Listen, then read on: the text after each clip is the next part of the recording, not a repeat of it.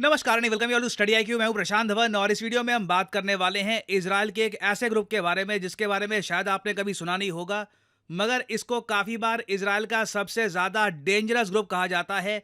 USA इस group को लेकर इतना परेशान हो गया कि यूएसए ने इजराइल की दोस्ती भुलाकर इस इजरायली ग्रुप को सैंक्शंस के अंडर डाल दिया और इसको बैन कर दिया। यहां पे आप देख पाओगे hard line Israeli group sanctioned by United States of America. इस ग्रुप का नाम है तसाव 9।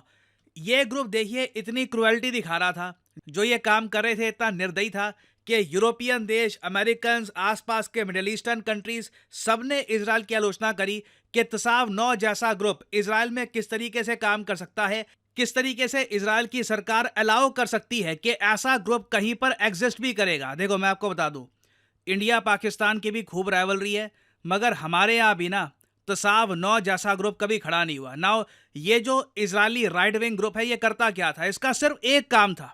इस ग्रुप का एक काम ये था कि गाजा फिलिस्तीन में जो भी पीड़ित लोग हैं, अभी आपको पता होगा गाजा में जो टोटल मृतकों का आंकड़ा है ये 37-38,000 के आसपास है, मगर जो इंजर्ड लोग हैं, जिन्हें एड चाहिए, जिन्हें दवाइयाँ चाहिए, जिन्हें सप्लाईज चाहिए, उनका आंकड़ा 80,000 से लेकर 90,000 के आसपास है।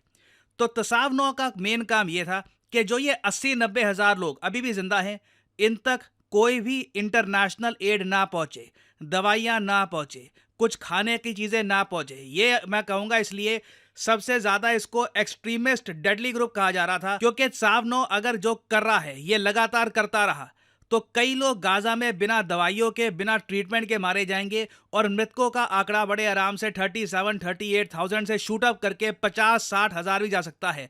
और इसलिए यूएसए ने भी कहा कि नहीं, बस ये हम टॉलरेट नहीं कर पाएंगे, ये क्रुएल्टी की हद होती है, इस ग्रुप पर तो हमको सैंक्शंस लगाने ही होंगे।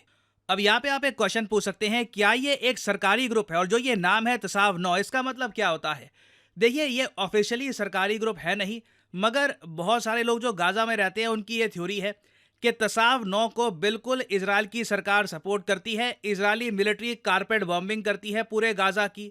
उसके बाद इंटरनेशनल एड, चाहे यूएसए की हो, यूरोप की हो, एशियन कंट्रीज की हो, उसे गाजा के लोगों तक ना पहुंचने देने के लिए, उसे ब्लॉक करने के लिए तसाव 9 हो जाता है एक्टिव। इनका सिंपली काम यही है कि मिलिट्री टैक्टिक्स के साथ साथ ही साथ अगर मान लो सड़कों पे ट्रक्स जा रहे हैं कहीं पर एड लेकर, ये लोग रास्ते में धरना देना स्टार्ट कर देंगे। इनके कई एक्टिविस्ट लोग भी होते हैं, सड़कों पे धरना देंगे, एंश्योर करेंगे कि जो ट्रक्स है जिनमें एड है ये इंजर्ड लोगों तक ना पहुंच पाए। और जो ये नाम है ना तसाव 9, इसका इंग्लिश में मतलब होता है ऑर्डर नंबर 9, क्योंकि जो ऑर्डर नंबर 8 है उसके अंडर ही काफी बार इजराइल अपने जो आम नागरिक है उनको मिलिट्री में बुलाता है। तो ऑर्डर नंबर 9 आप कह लीजिए एक अनऑफिशियल ग्रुप है। ये कहा जाता है कि कई जो फॉर्मर मिलिट्री के लोग थे वो इकट्ठा हुए, उन्होंने ये ग्रुप बना दिया और इनकी मेन फ्रस्ट्रेशन ये थी कि इजराइल की सरकार ये जो मिलिट्री एड है ये गाजा के लोगों तक पहुंचने भी क्यों दे रही है। अब यहाँ पे आप कहेंगे ये कैसा तर्क हुआ, गाजा में कई लोग इंजर्ड हैं, उनको एड चाहिए, तो ये लोग उसको ब्लॉक क्यों करेंगे? इन लोगों का तर्क ये है, अगेन देखो मैं आपको एक बात बताता हूँ, दुनिया में ना हर आदमी जो कुछ कर रहा होगा अंदर से वो मान के चल रहा होगा कि वो जो कर रहा है वो बिल्कुल ठीक है।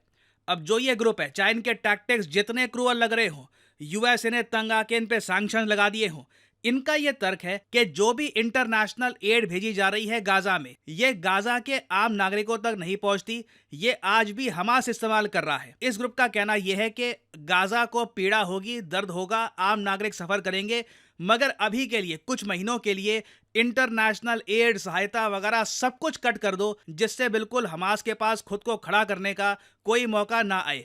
तो इनका देखिए बहुत ही ज्यादा हार्ड लाइन स्टांस है। कोई भी आदमी, अगेन मैं यहाँ पे रिपीट करूंगा, बात यहाँ पर प्रो इजराइल एंटी इजराइल होने की बात नहीं है। यूएसए दुनिया में सबसे ज्यादा प्रो इजराइल कंट्री है। यूएसए को भी जब एक ग्रुप को सैंक्शन लगाने पड़े तो आप समझ लीजिए इस ग्रुप की जो विचारधारा है, सोच है, जो ये लोग कर रहे थे ग्राउंड पे, ये बिल्कुल अनएक्सेप्टेबल था।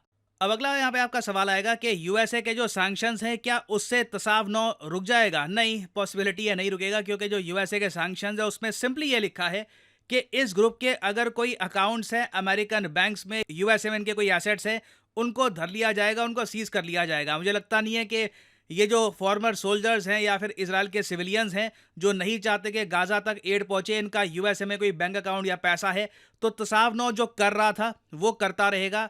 उसमें कुछ रुकावट मुझे लगता नहीं है कि ग्राउंड लेवल पर देखने को मिलेगी। और आने वाले समय में अगर इजराइल की लेबनान के साथ भी वॉर स्टार्ट हो जाती है, अभी तो देखिए इजराइल उलझा हुआ है गाजा पट्टी में, लेबनान में जो हिजबुल्लाह है वो लगातार इजराइल को अटैक कर रहा है।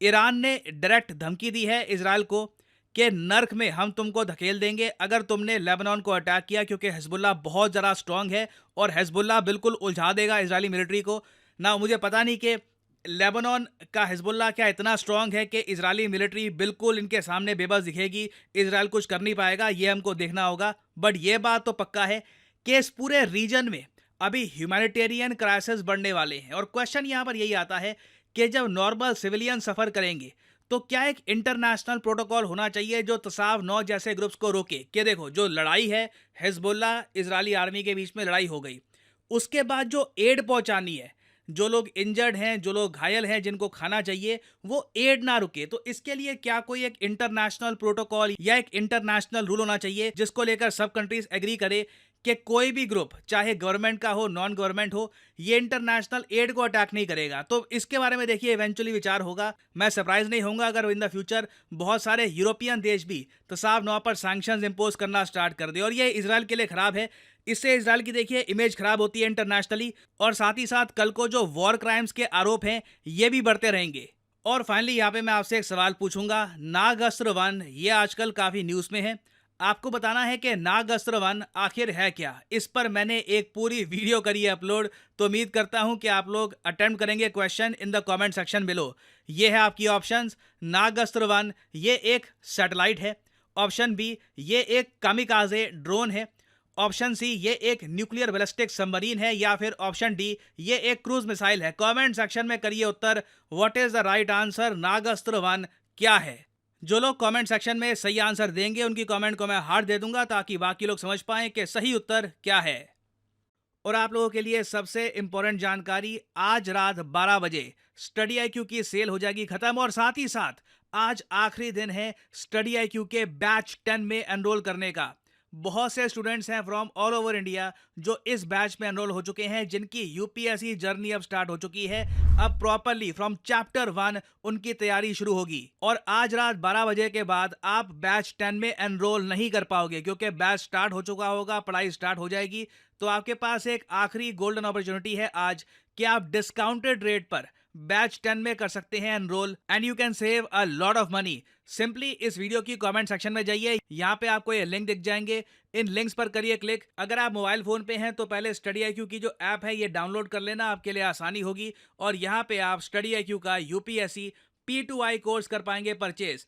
P2I का मतलब from prelims all the way to the interview. Prelims जैसे ही आपका क्लियर होगा, स्टडी आईक्यू आपको इनवाइट करेगा दिल्ली में कि आइए दिल्ली में, स्टडी आईक्यू आपका सारा खर्चा उठाएगा, खाने का रहने का, and you will prepare with study IQ for UPSC interview. साथ ही साथ आपको बुक्स मिलती हैं जो डिलीवर की जाएंगी आपके घर में, 1-to-1 online mentorship. This is the kind of course that you will not find anywhere online. मगर जो यहाँ पर प्राइस लिखा है 35,000 रुपीज का, ये पे करने की जरूरत नहीं है। सिंपली यहाँ पर कोड डालिए PD10 and the prices will start falling. देखिए और भी बहुत सारे आपको यहाँ पे कोड दिख जाएंगे, SP करके या फिर लाइव इंडिया करके। इन कोड से आपको मैक्सिमम डिस्काउंट नहीं मिलेगा। To get the maximum discount possible use the code PD10 and save money. इसी नोट के साथ ये है वीडियो का अंत। Thank you for listening, and as I always say, may the gods watch over you.